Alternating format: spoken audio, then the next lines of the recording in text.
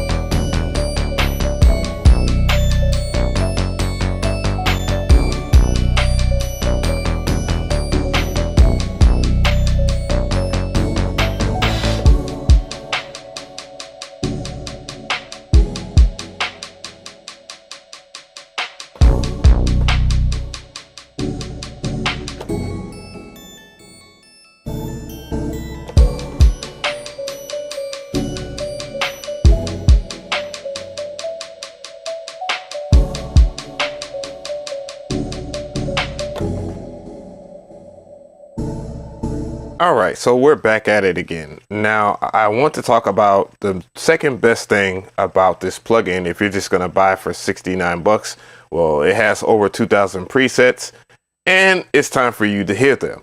Let's go.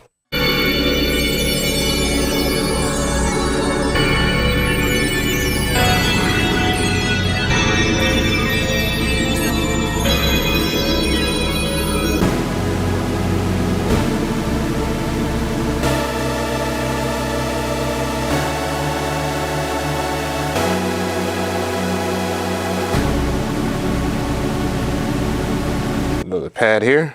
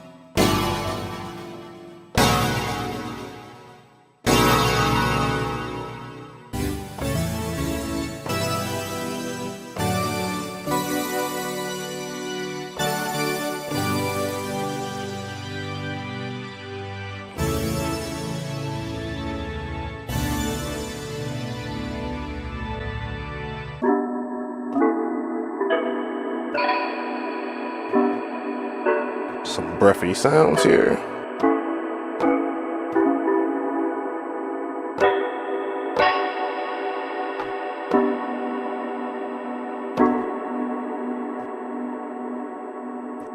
Yeah, so it has some really good sounds. Let's hear some ARPs. Let's go into the factory banks here. You'll see that there's some stuff for Firebird. And yeah, that made me wonder, you know, could this be like a reinvention of Firebird or no?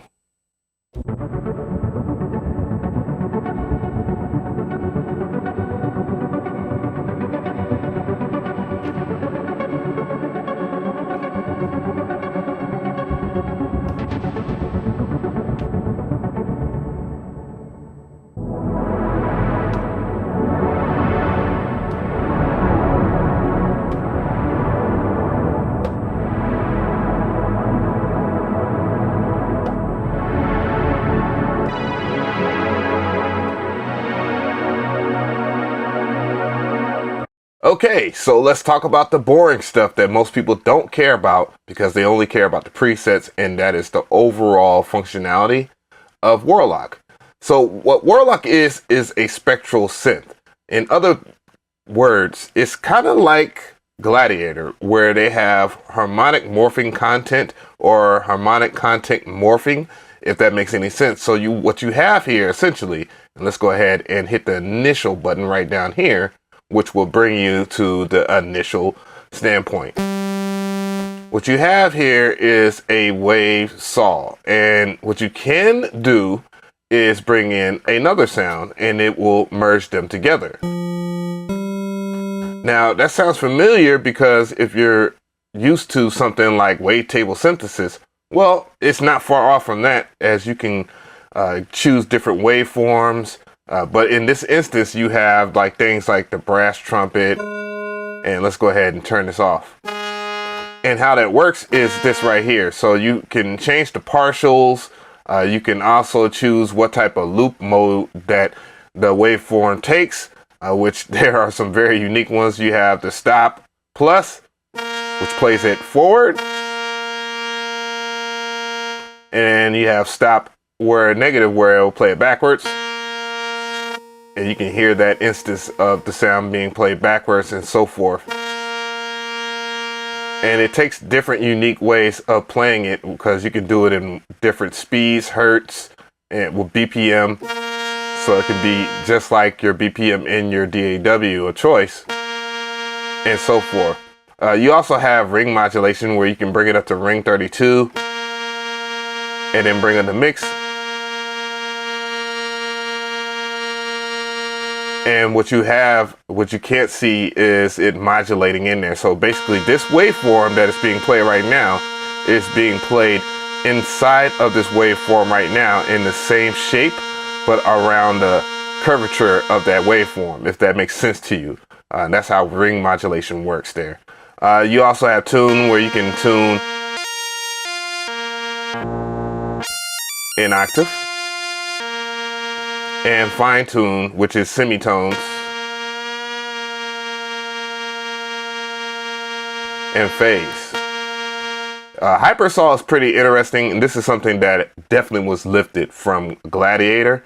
And yeah, you can bring up different stacks. And let's go to stereo here. And you can start to hear the tone is going crazy a little bit. And you also have, let's go ahead and remove that for now. You also have sub oscillator, the spread.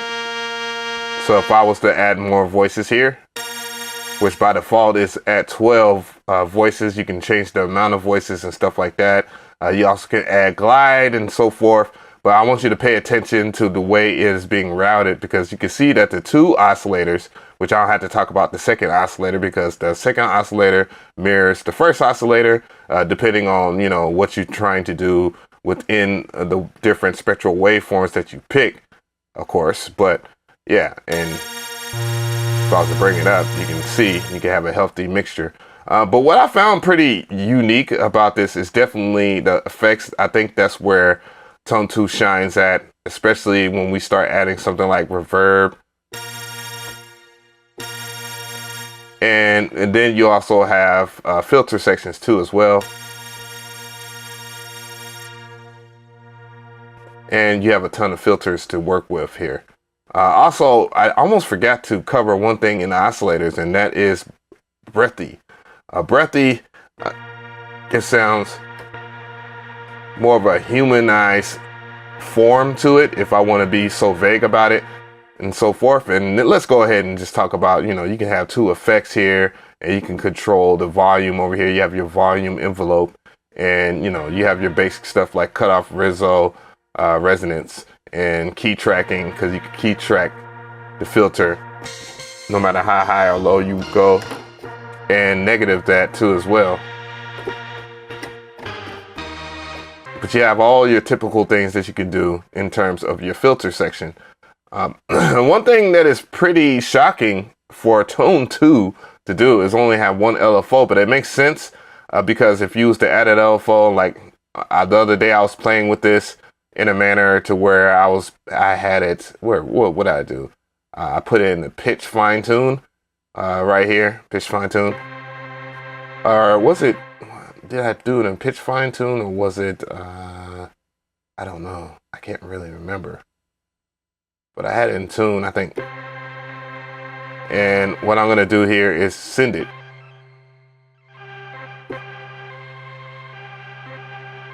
And it was doing some weird stuff. I have it on auto speed right now. Oh, no. So I I was messing with stop. And maybe not oscillator tune, maybe it was oscillator in one pitch. There we go. And let's make it rise.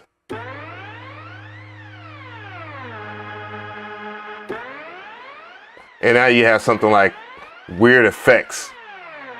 And you can also add like arpeggios. The arpeggio section is a little different than what it normally be. Like maybe in Electra, it's not as customizable. You would have to think of it in the sense of like maybe Fruity Loops. You can see it's every 2-step here. And then you have every 4-step. And let's ramp it up a little bit every 2. So if you was like a video game sound designer, that would be a really cool way to mess with that. And now you have some weird stuff going on where you can do some really cool stuff. But one feature that I want to highlight, though I haven't talked about like MIDI pitch wheel and cutoff and stuff like that, where if you have a mod wheel, you can dictate where it's going here. And you can see the pitch wheel is modifying the filter right now, though you cannot see me do that with my hand. And you get something very interesting. And you can also have an offshoot envelope where you can route it to whatever parameter that you want to as well. But yeah, let's talk about random. So random is one of the newer features that I haven't seen in any Tone2 plugin yet. And what it's gonna do is make random presets for you. So I can keep on pressing it until I have something I like. And then if I want to modify it, of course you can. And you can just keep on rolling the dice until you have something that works for you. So random again.